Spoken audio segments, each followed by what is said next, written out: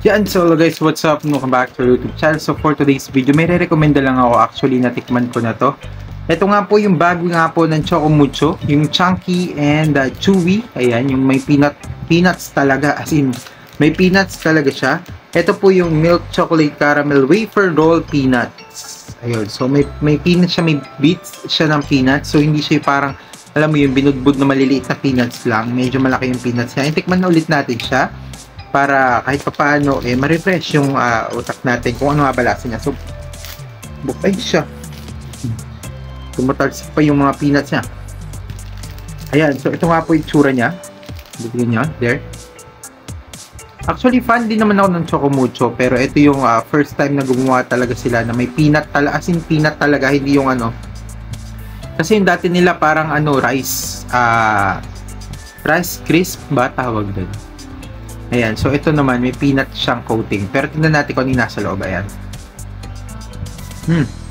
Pag kinagat nyo siya, makikita ka lang. Yung parang dati niya. Hindi siya dark chocolate eh. Ma-chocolate siya. Masarap talagang pag-combination yung peanut saka yung chocolate. Tapos meron siyang ganyan. Nakita na ba? Ayan, so meron siya parang, pasensya na yung kamay ko ha.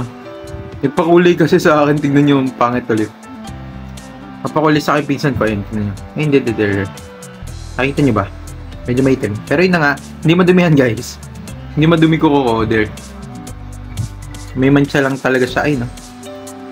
So ito yun, yung chocolate siya, tapos may parang caramel siya dito. Tapos may chocolate ulit yung loob niya. So masarap siyang kainin. Saan yun? Gusto ko texture niya humingi aso ko, bawal sa ito. Bawal guys, bawal magbigay ng chocolate sa aso Hindi maganda sa health nila yun.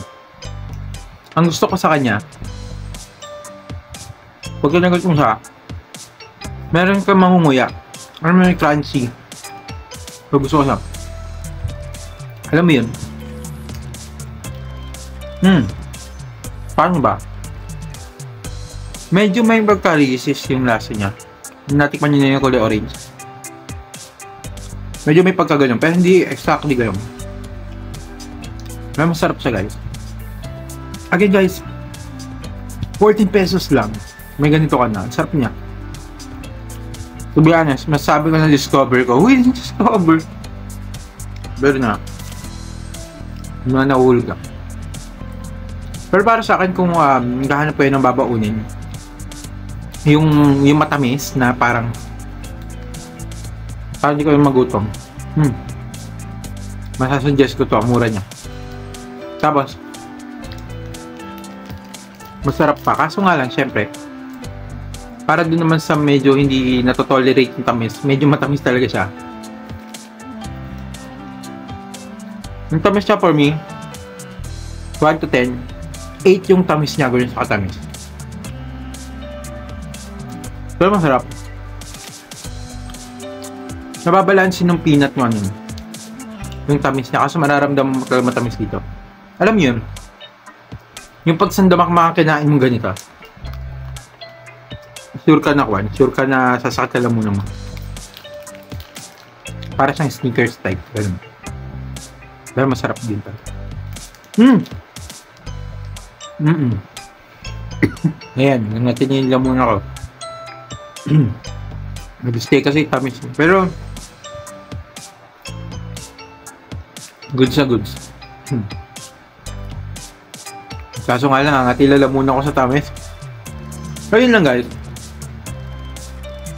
1 to 10, 8 din yung lasa niya for me. Bibili pa ba ako nito? Yes. Bibili pa ako, pero bumili din kayo ng tubig kasi yun na, matamis siya. And masarap din siyang imbak. Meron kang biglaang pagkain sa packet or sa may the best nito.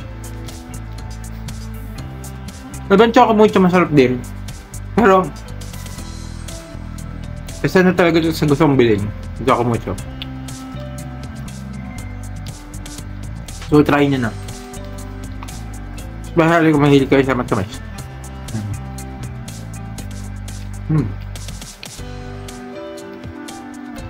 Buti ka na. Bilis na. Sarap naman kasi.